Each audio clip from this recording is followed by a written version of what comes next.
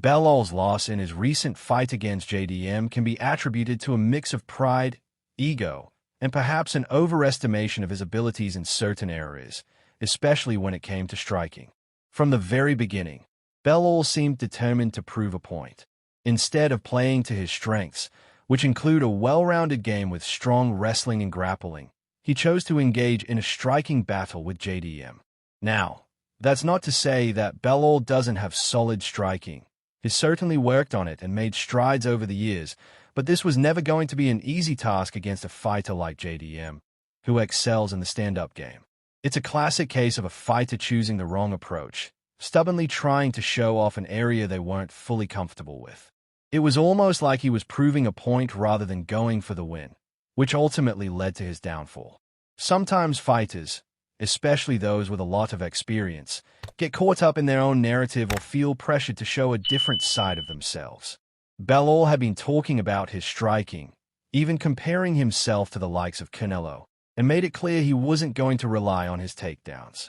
But by not mixing in his wrestling, his bread and butter, he left himself exposed. JDM, on the other hand, was well-rounded, mixing up his strikes with precision and avoiding the takedowns that Belal refused to attempt. It felt like Belal was almost too proud to switch gears when things weren't going his way, and instead of adapting to the fight, he continued to play JDM's game. This ego-driven mindset could be seen as a form of arrogance, not necessarily malicious but certainly detrimental.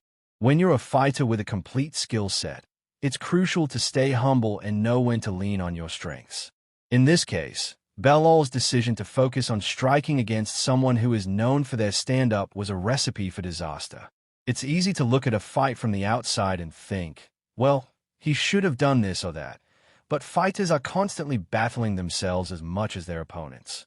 If Belal had leaned into his grappling, he may have been able to dictate the pace of the fight and minimize JDM's offensive opportunities. But his refusal to shoot for takedowns and his insistence on striking led to him being picked apart by the faster, sharper, and more technically skilled JDM. On the flip side, JDM's performance was a reminder of how important it is to stick to your game plan, adjust when necessary, and maintain focus throughout the fight. He was able to control the tempo, switch stances, and attack both the head and the body, keeping Belal on his toes and off balance. By the time the later rounds rolled around, Belal seemed to be in survival mode, realizing that his initial approach wasn't working and struggling to find a way back into the fight. In some ways, this situation reminds me of Jon Jones' mindset before his fight with Islam Makhachev. Jones has always been a fighter who is aware of the mental and physical toll that the sport takes on an individual.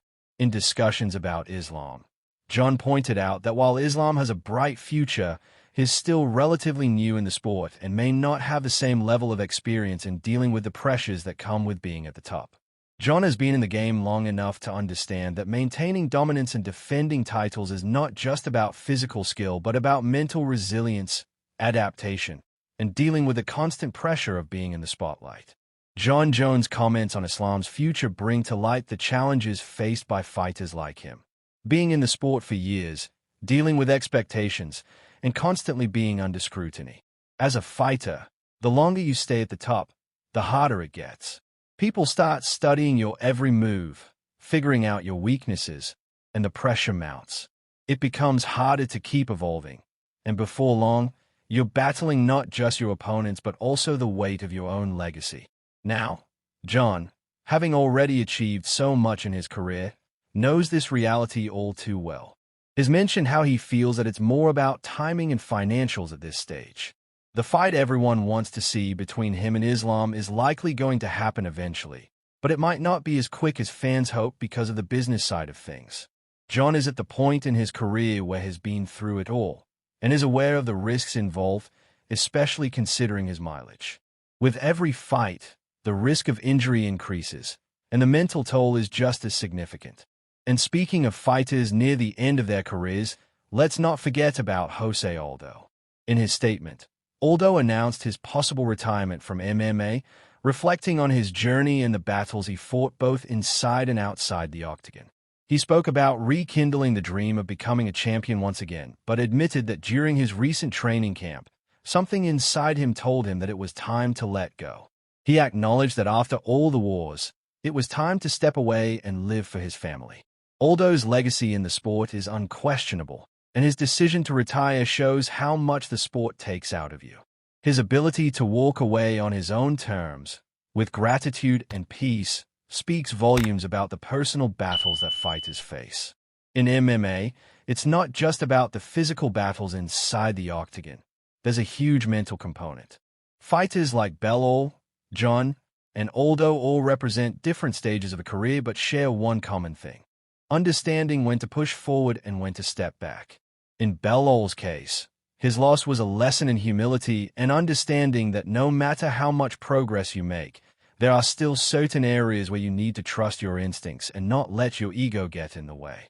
For Jon Jones, the balance between legacy and financial opportunity is a constant negotiation, while Aldo's retirement shows that knowing when to leave the sport is just as important as knowing when to step into the cage.